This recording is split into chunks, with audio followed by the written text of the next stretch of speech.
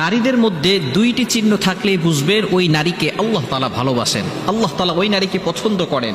আমাদের মা বোনেরা আলহামদুলিল্লাহ তাআলা এখন অনেকটা দিনের পথে চলে এসেছে। তারা সুযোগ পেলে আমল করা শুরু করে, সুযোগ পেলেই নফল ইবাদত বেশি বেশি করে। আমরা দোয়া করবো আল্লাহ তাআলা আমাদের মা বোনদেরকে হযরত ফাতেমা রাদিয়াল্লাহু তাআলা আনহার মতো তৈরি করে দেন। সকলে বলেন আমিন।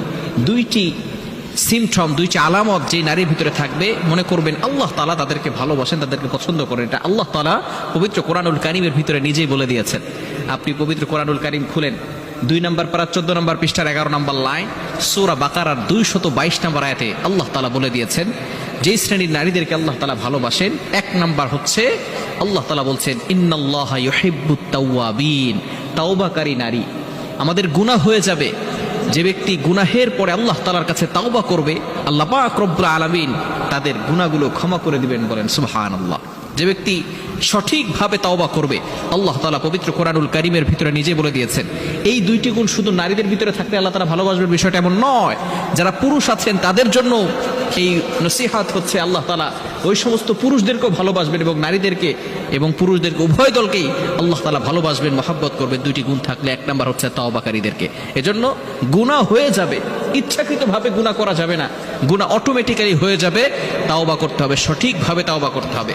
আল্লাহ তাআলা পবিত্র কোরআনুল কারীমের ভিতরে নিজেই বলে দিয়েছেন 28 নম্বর পারার 20 নম্বর পৃষ্ঠার 2 নম্বর লাইন, সূরাতুত তাহরিমের 8 নম্বর আয়াতের প্রথম অংশে রব্বুল আলামিন বলেন ইয়া আইয়ুহাল্লাযীনা আমানু তুবু ইলাল্লাহি তাওবাতান নাসুহা। আল্লাহ পাক রব্বুল আলামিন ঈমানদারদেরকে ডাক দিয়ে বলছেন, ও আমার গোলাম, তোমরা ভালো করে শোনো। ইয়া আইয়ুহাল্লাযীনা আমানু, হে ঈমানদারগণ ভালো করে শোনো। তুবু ইলাল্লাহি তাওবাতান নাসুহা, তোমরা সঠিকভাবে আল্লাহর কাছে তাওবা করো। যদি কোনো ব্যক্তি সঠিকভাবে আল্লাহর কাছে তাওবা করতে পারে, আল্লাহ তাআলা তার পিছনের যত গুনাহ আছে সকল গুনাহ খাতাগুলো ক্ষমা করে দিবেন। এজন্য গুনাহ হয়ে যাবে। কুল্লু বানি আদম খাত্তাউন, প্রত্যেকটা বনি আদমই গুনাহগার। আপনি ইমাম সাহেব, খতিব সাহেব, বক্তা, আমার কোনো গুনাহ নাই, বিষয়টা এমন নয়। নবী ছাড়া, নবীরা নিষ্পাপ ছিলেন, মাসুম ছিলেন, তাদের কোনো গুনাহ নাই। এছাড়া সকল মানুষের ছোটখাটো বড় গুনাহ, ছোট গুনাহ হয়েই থাকে।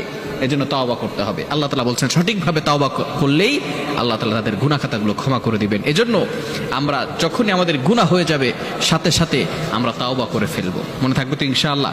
যারা তাওবাকারী, যারা তাওবা করে আল্লাহ তাআলার কাছে ক্ষমা প্রার্থনা করে, আল্লাহ তাআলা তাদেরকে গুনাহও মাফ করে দেন এবং তাদেরকে আল্লাহ তাআলা ভালোবাসেন, পছন্দ করেন।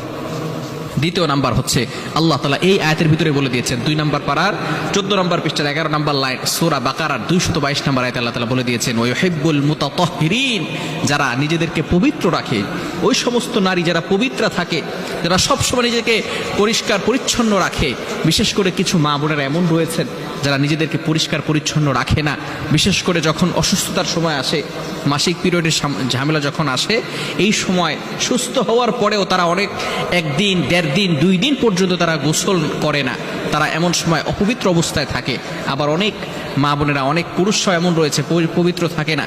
যখন গোসল ফরজ হয় তারপরেও তারা গোসল না করে নাপাক অবস্থায় থাকে। মনে রাখবেন, এই অবস্থায় থাকা কিন্তু ঠিক নয়।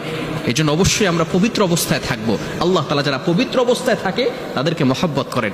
রব্বুল আলামিন বলেন ইন্নাল্লাহা ইউহিব্বুত তাওয়াবিনা ওয়া ইউহিব্বুল মুতাতাহহিরিন।